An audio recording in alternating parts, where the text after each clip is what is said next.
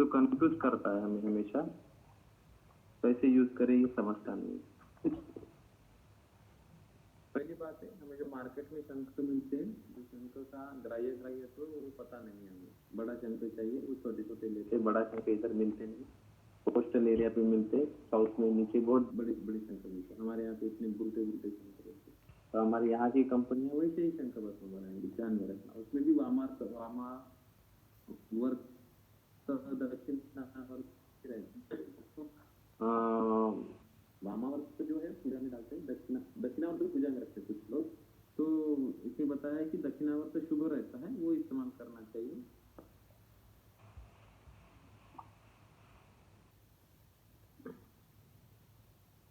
अब शंख जो है, अब हम कोई भी जो भस्म बनाते हैं तो एक प्रक्रिया रहती है।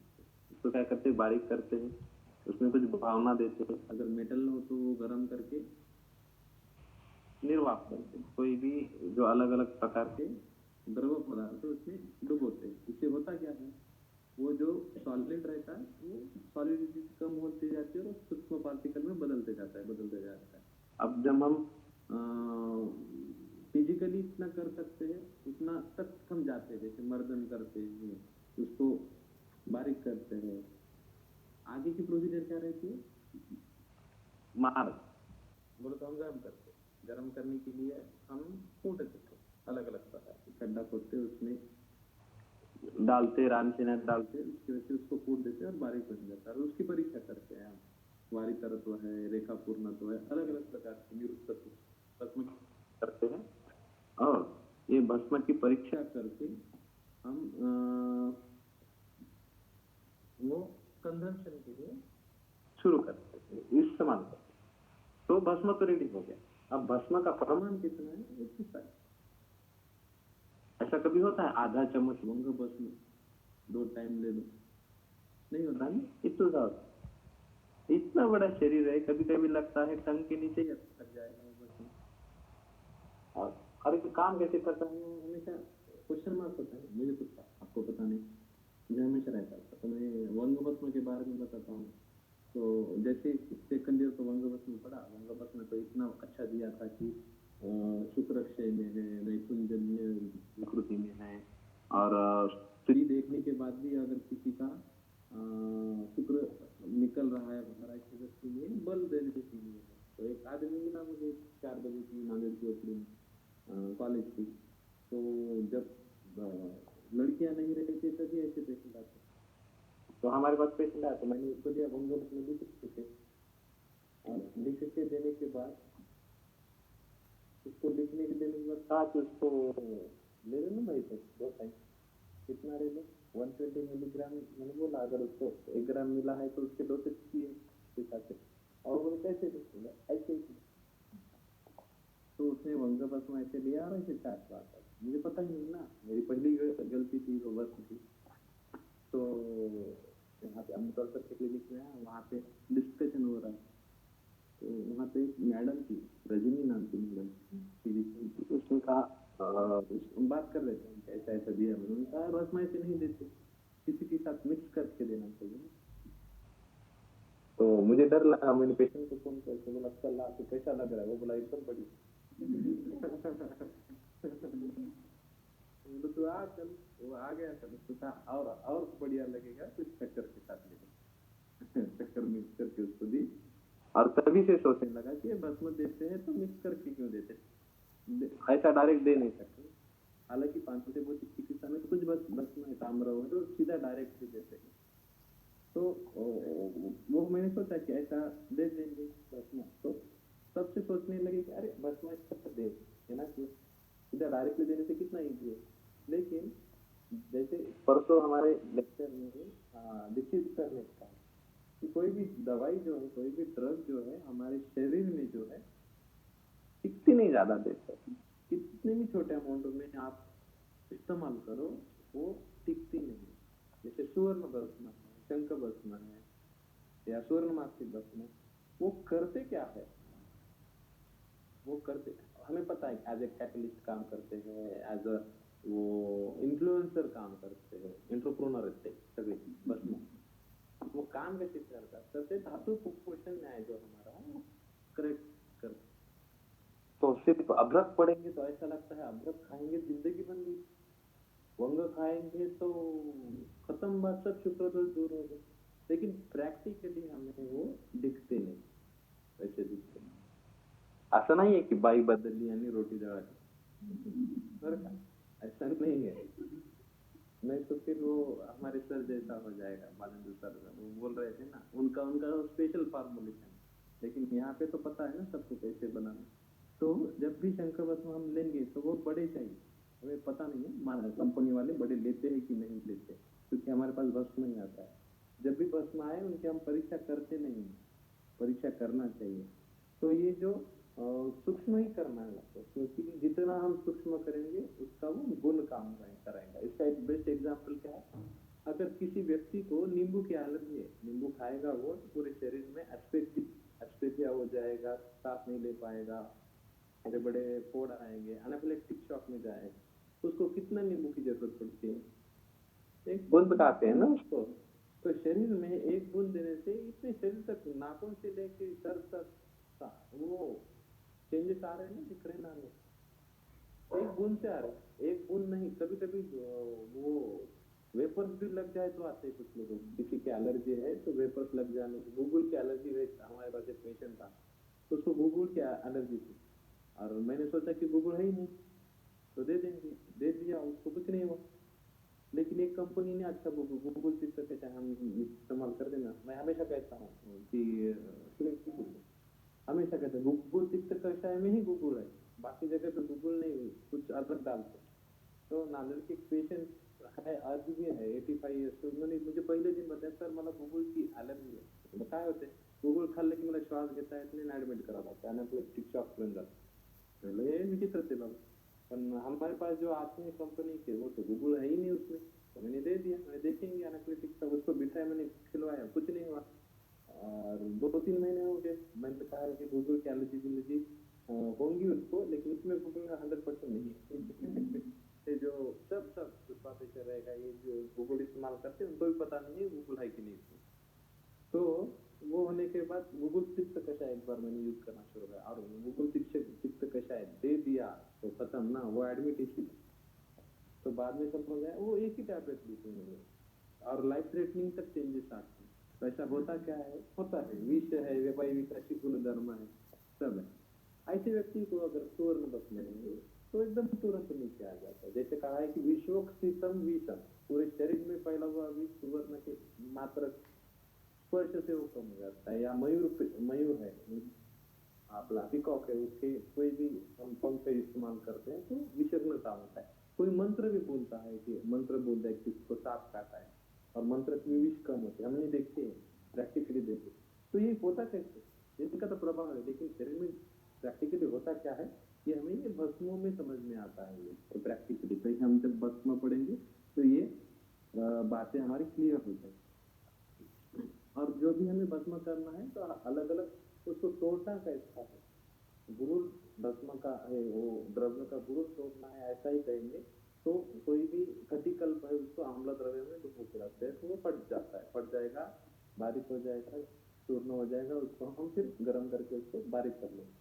तो उसके गुण है वो जो जिसमें हम वो फोट रहे हैं, जो भी द्रव्य में डुबो रहे उसके उसमें अटैच हो जाते हैं। जैसे कि जो शंकर है वो कांजी में है या नींबू के रस में है, इसमें गर्म, इसमें वो डोलायंत्र में रखना है, फिर डुबो के रखना है, और वो उसकी शुद्धि हो जाती है।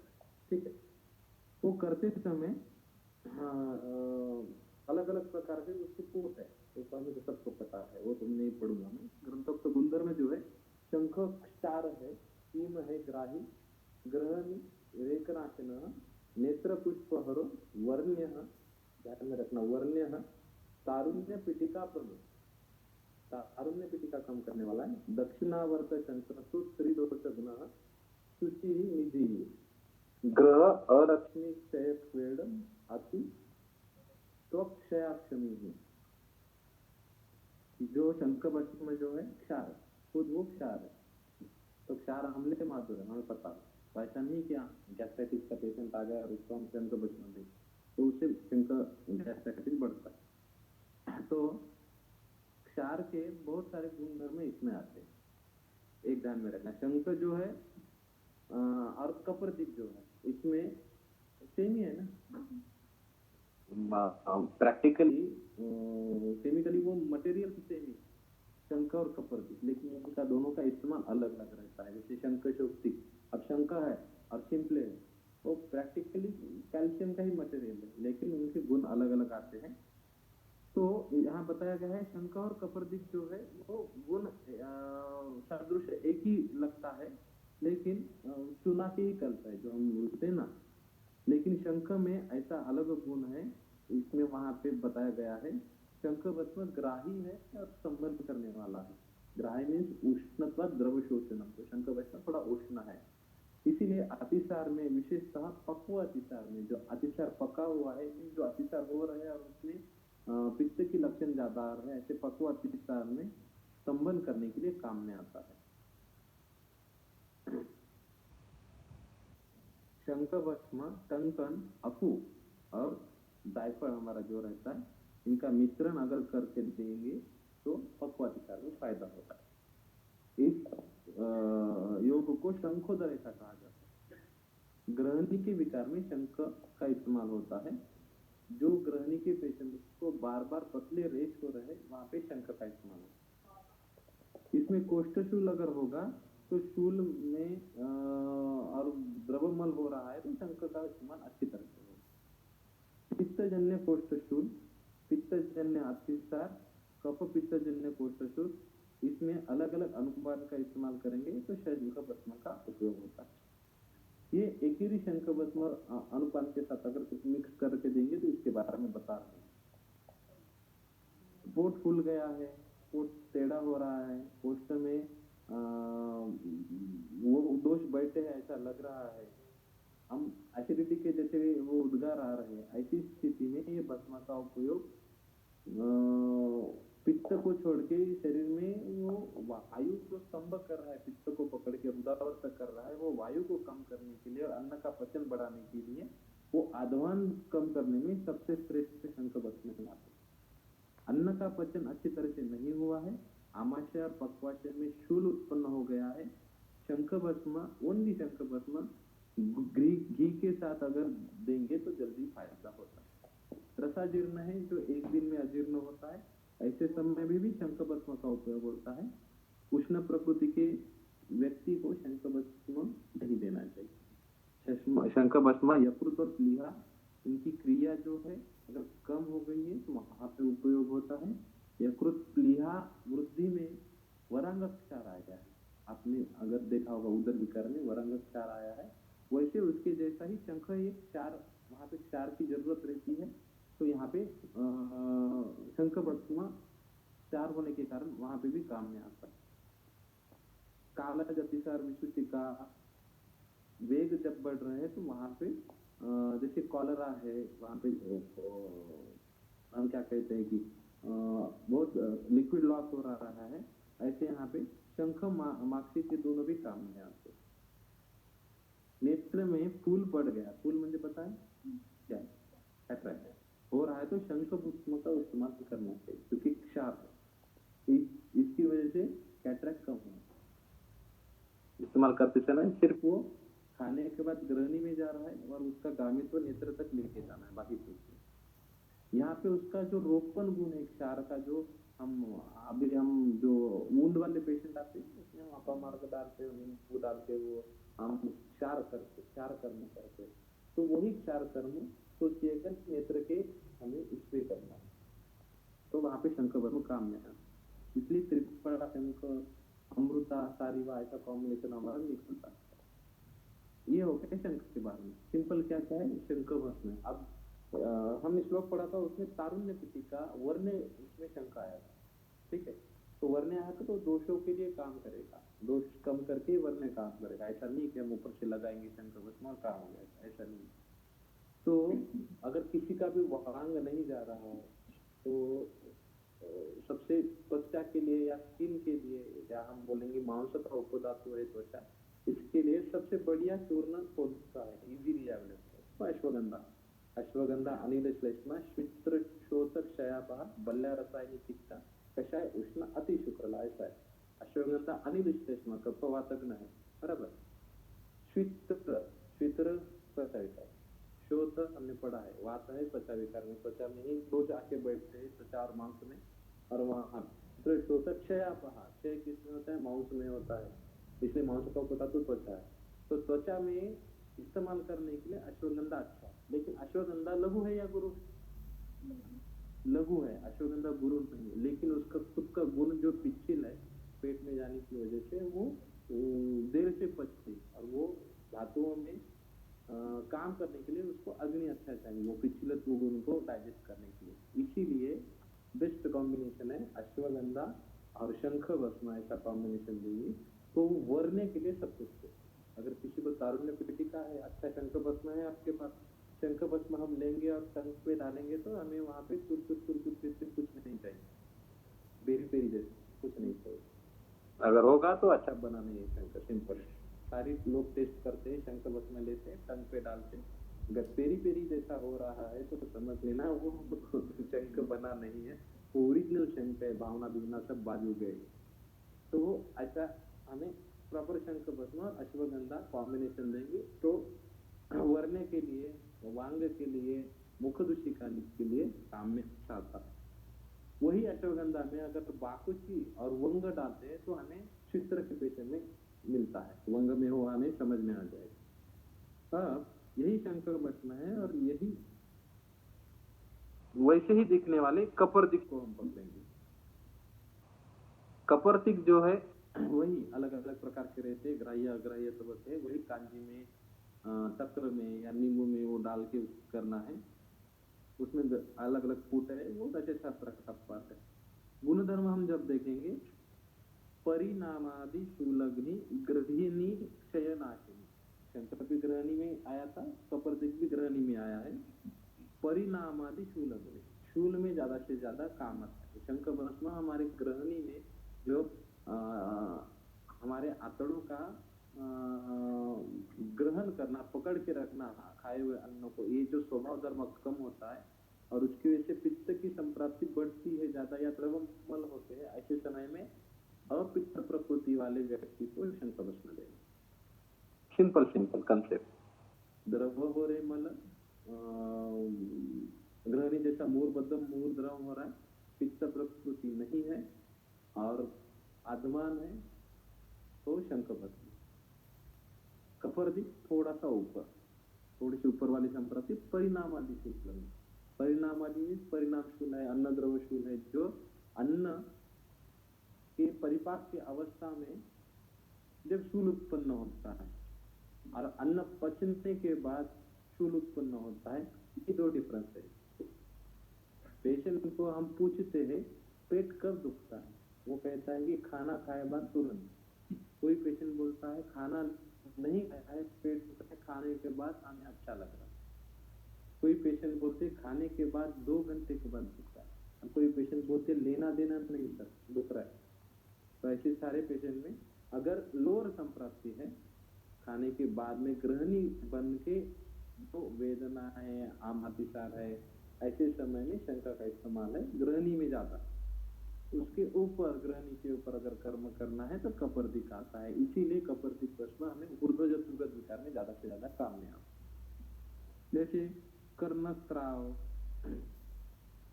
कान में है, स्राव हो रहा है तो कपर्दिक भस्म आता है। कपर्दिक नेत्र में अच्छा काम करता है। कपर्दिका हीमा नेत्रे हीता स्फोट क्षयापहा, नेत्रगत क्षय है, स्फोट हो रहे, विस्फोट हो रहे, तो वहां पे कपर्दिक काम आते। पित्त अस्त्र कफ नाशिनी, रक्त पित्त और कफ, ये 3 में काम करने वाला कपर्दिक है। सेम जैसा ही है, लेकिन उसके दोष अलग अलग होने के कारण वो अलग अलग जगह पे काम करते हैं। जैसे अम्ल पित्त है, अम्ल पित्त में दोनों आया है, लेकिन अधोग अम्ल पित्त जैसे लक्षण बन रहे तो शंकर भस्म जाना है, अगर ऊर्ध्व अम्ल पित्त जैसे लक्षण बन रहे तो कपर्दिक जाना है। जैसे कि एसिडिटी वाले लक्षण मिलते हैं हमें, अम्लोद्गार होता है तो वहां पे कपर्दिक भस्म देंगे। अब गृहिणी विकार की शुरुआत हो रही है, इनिशियल स्टेज में अतिसार जैसे लक्षण मिलते हैं तो वहां पे कपर्दिक इस्तेमाल करना है। और बहुत पुराना होते जा रहा है तो वहां शंख भस्म इस्तेमाल करना है। प्रथमतः कपर्दिक भस्म देने के पहले एक दो धन देख कपर्दिक भस्म दिया तो काम में ज्यादा अच्छा आएगा।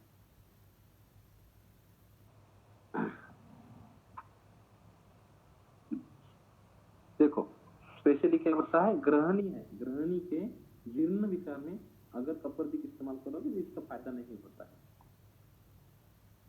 विशेषता आम है, द्रवमल प्रवृत्ति है, कभी कभी बाद में रक्त भी आ रहा है, ऐसी कंडीशन में कपर्दिक बिल्कुल काम नहीं करता जो जीर्ण संप्राप्ति है, क्योंकि वो नीचे वाली संप्राप्ति बच जाती है जब जीर्ण वाली, तो ऐसे समय शंख भस्म ज्यादा से ज्यादा काम में होती है।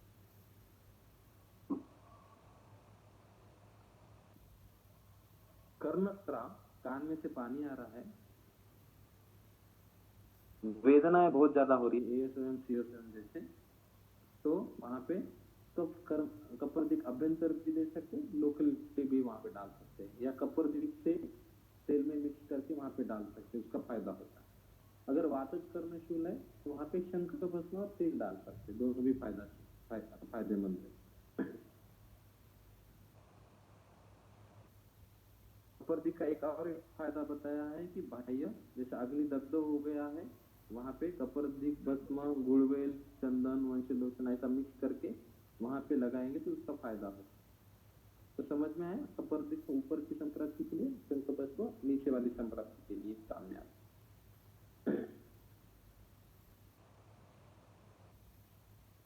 फिर इस्तेमाल कैसे करना है, अगर पेशेंट को अतिसार हो रहे हैं, ग्रहणी जैसे लक्षण है, अगर हम उसको बिल वाली चूर्ण इस्तेमाल करने वाले तो वहां पे उसको शंख भस्म ऐड करें।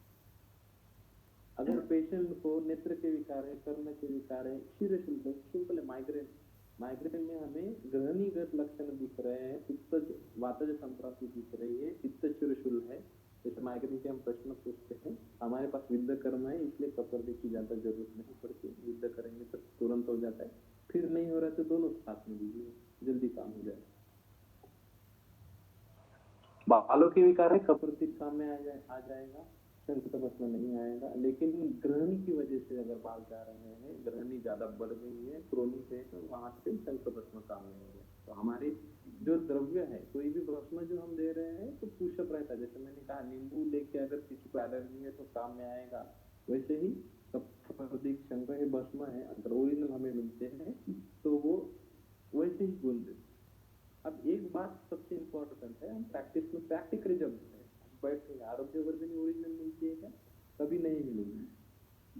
अभ्रक भस्म इतना अच्छा पढ़ेंगे हम कभी, तो ऐसा लगता है कि सारे न्यूरोलॉजिकल विकार अभ्रक भस्म से ही ठीक हो जाएंगे और पेशेंट एकदम पैरालिसिस का भाग जाएगा, लेकिन ऐसा होता है कि नहीं होता है, क्योंकि अभ्रक वाला अभ्रक नहीं मिलता है हमें प्रॉपर। तो जब प्रैक्टिस को बैठेंगे तो हमें जो इजीली अवेलेबल है वो अच्छी क्वालिटी में मिलेगा, जैसे आमल की मिलेगी, शतवरी मिलेगी, अश्वगंधा मिलेगी, हरित की मिलेगी, कोई हरित की घोटाला नहीं मिलेगी, हरित के ऊपर कोई पिक्चर निकलेगी नहीं, चंदन के ऊपर ही निकलेगी, बराबर ना, रक्त चंदन के ऊपर, इससे हरित के ऊपर नहीं निकलेगी, गुरुवेल के ऊपर निकलेगी, रामदेव बाबा ने ज्यादा किया है इसलिए, लेकिन इजीली अवेलेबल है ना। तो इजीली अवेलेबल होने वाले जो ड्रग्स है वो उनकी प्रैक्टिस ज्यादा देर तक चलेगी। महावात विध्वंस रस आप हर एक पेशेंट यूज करोगे तो पता ही नहीं चलेगा महावात विध्वंस बनाया किसने है और बनाया कैसे, और बनाने में कितना कष्ट आता है। और हम 20 टैबलेट ले लेंगे, हमारे 2 पेशेंट में खत्म हो जाएंगे, बाकी 248 पेशेंट को क्या करेंगे। तो हमारी प्रैक्टिस सेट करते समय यही सिंपल ड्रग में प्रैक्टिस सेट करते, जैसे हम सेट करते, क्योंकि ये लंबी चलेगी। कुछ दिन बाद पारस सिस्टम को भी मना कर देंगी गवर्नमेंट, ऐसा नहीं यूज करना है, नहीं तो मॉलिक्यूलरिटी। अभी कुछ दिन पहले एक गड़बड़ हुई थी कि आयुर्वेद वाले ड्रग जो है इनकी पैकिंग अच्छी नहीं रहती है, मार्केटिंग अच्छी नहीं रहती है, वो कैसी हाथ से गिनते हैं वगैरह वगैरह, बहुत सारा वो अलग फैसला लेकर, और सही भी है। ऐसा थोड़ी है, जैसा हम स्ट्रिप्सिल भी आती है तो ये पूरी आती है ना पैकेट में अच्छी, हमारे आती है सोचते करे पूरी पैकेट में नहीं आती है ना, क्योंकि लोगों को पता नहीं है, हम ही इस्तेमाल करते हैं। पहले एलोपैथिक भी बल्क में वो गांव का जो मेडिकल ऑफिसर रहता था, पैरासिटामोल के डब्बे, पैरासिटामोल, सेफ्ट्रॉन, डेक्स्ट्रॉन ऐसे लेके बैठता था और पैसे खुले देते, लेकिन अभी बंद हो गया। क्रोसिन भी आ गई ना छोटी सी गोली, हमारी सुध चेकर नहीं, चेक आती कि एक टैब नहीं आएगी, पैकिंग नहीं होगी, पहले ही देते नहीं लोग, और पैकिंग करके महंगी होगी तो गड़बड़ हो जाएगी। तो ये आगे जाके तकलीफ देने वाली बात है, कंपनी ही कर रही है हमारे, ये आयुर्वेदिक डॉक्टर कोई नहीं करता, घर पे बैठ के प्रैक्टिस करता है। लेकिन कंपनियों को क्या लगता है कि 80% आयुर्वेदिक डॉक्टर बल्क पैकिंग करते हैं, खुद के बनाते हैं और डिस्पेंसिंग करते हैं। वो बंद होना चाहिए, क्योंकि इसमें आयुर्वेद बदनाम हो रहा है। हम बनाएंगे और आप देखो, ऐसा कंपनियों का ये।